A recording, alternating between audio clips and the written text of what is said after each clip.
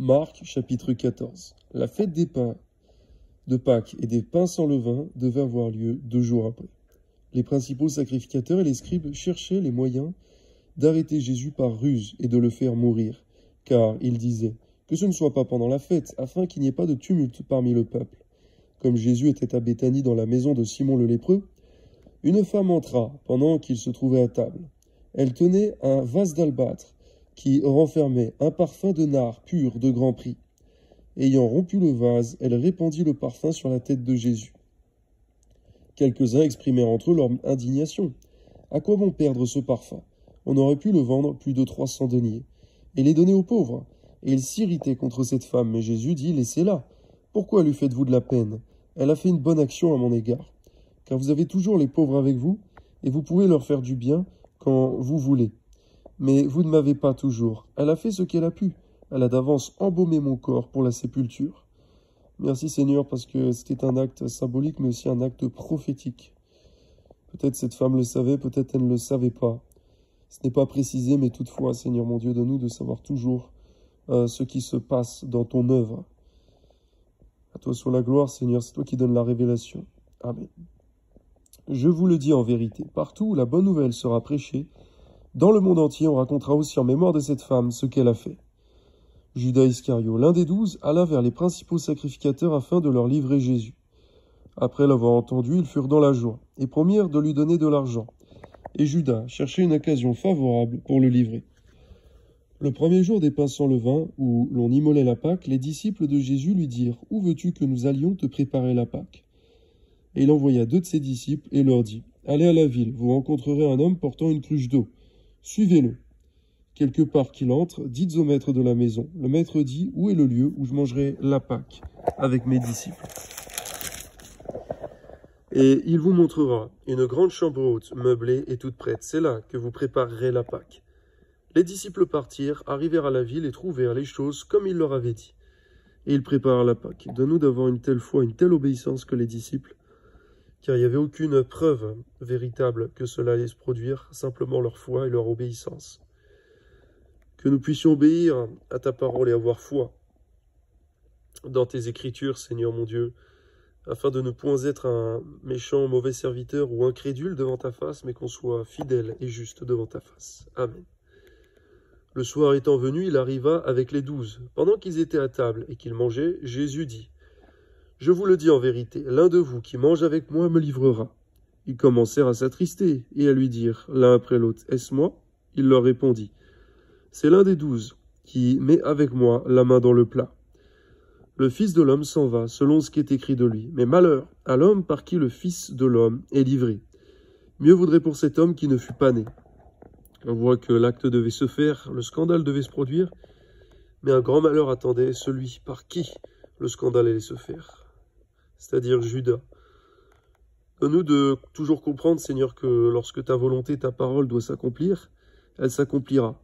Mais celui qui fait le scandale ou le mal, il recevra aussi sa rétribution. Que nous ne soyons jamais l'instrument entre les mains du diable, mais toujours entre tes mains. Toi soit la gloire, Père, au nom de Jésus. Amen. Pendant qu'ils mangeaient, Jésus prit du pain, et après avoir rendu grâce, il le rompit et le leur donna, en disant, « Prenez, ceci est mon corps. » Il prit ensuite une coupe, et après avoir rendu grâce, il la leur donna. Ils en burent tous, et il leur dit, « Ceci est mon sang, le sang de l'alliance, qui est répandu pour plusieurs. Je vous le dis en vérité, je ne boirai plus jamais du fruit de la vigne, jusqu'au jour où je le boirai de nouveau dans le royaume de Dieu. » Après avoir chanté les cantiques, ils se rendirent à la montagne des Oliviers. Jésus leur dit, « Vous serez tous scandalisés, car il est écrit, je frapperai le berger, et les brebis seront dispersées. Mais après que je serai ressuscité, je vous précéderai en Galilée. » Pierre lui dit, « Quand tous seraient scandalisés, je ne serai pas scandalisé. » On voit que ta parole est certaine et personne ne peut la contredire.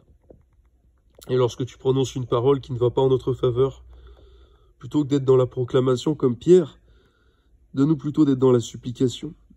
Car ta parole est certaine, elle s'accomplit certainement. Amen. Et Jésus lui dit, « Je te le dis en vérité, toi, aujourd'hui, cette nuit même, avant que le coq chante 2 fois, tu me renieras 3 fois. » Mais Pierre reprit plus fortement, « Quand il me faudrait mourir avec toi, je ne te renierai pas. » Et tous dirent la même chose. On voit que devant toi, on ne peut pas être dans la proclamation, mais plutôt dans la supplication. On peut proclamer contre le diable, contre ses œuvres mauvaises, contre la maladie et autres, mais contre tes desseins, on ne peut jamais proclamer. Il y a un temps pour toute chose sous le soleil, pour tout type de prière. À nous de toujours être conduits par ton Esprit Saint et par ta parole. Amen. Ils allaient ensuite dans un lieu appelé Gethsémane, et Jésus dit à ses disciples, « Asseyez-vous ici pendant que je prierai. » Et il prit avec lui Pierre, Jacques et Jean, et il commença à éprouver de la frayeur et des angoisses. On voit que la frayeur et des angoisses, ce n'est pas un péché que d'éprouver cela.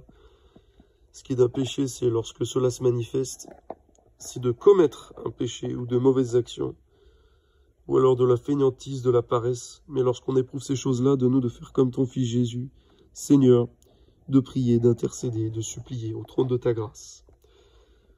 Il leur dit, « Mon âme est triste jusqu'à la mort, restez ici éveillés. » Puis, ayant fait quelques pas en avant, il se jeta contre terre et pria que s'il était possible, cette heure s'éloigna de lui. Il disait, « Abba, Père, toutes choses te sont possibles, éloigne de moi cette coupe, toutefois, non pas ce que je veux, mais ce que tu veux. » Et il vint vers les disciples qu'il trouva endormis. Et il dit à Pierre, « Simon, tu dors, tu n'as pas pu veiller 1 heure. Veillez et priez afin que vous ne tombiez pas en tentation. L'esprit est bien disposé, mais la chair est faible. » De nous comprendre que si ton Fils Jésus n'est plus là aujourd'hui sur terre pour nous rappeler ces choses, comme il l'a dit à tes disciples, Seigneur, aujourd'hui c'est l'Esprit Saint en personne qui nous demande, qui nous exhorte de veiller et prier lorsque le soir vient et que le matin se lève. De nous de savoir intercéder, Seigneur, même au long de la journée. Il y a un temps pour toutes choses, dans l'équilibre et dans toutes nos occupations, mais simplement il y a aussi un temps pour la prière, pour l'intercession. Garde-nous, Seigneur, de ne pas écouter ton Esprit Saint. Donne-nous d'être consacrés à toi. Amen. Il s'éloigna de nouveau, il fit la même prière. Il revint et les trouva encore endormis, car leurs yeux étaient appesantis. Pardon. C'est vrai que parfois ton Esprit Saint nous trouve à plusieurs reprises dans la même nuit, endormis, alors que tu nous appelles à prier. Donne-nous de savoir être obéissants et d'être violents pour ton royaume.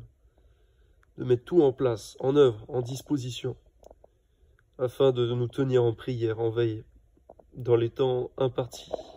Amen.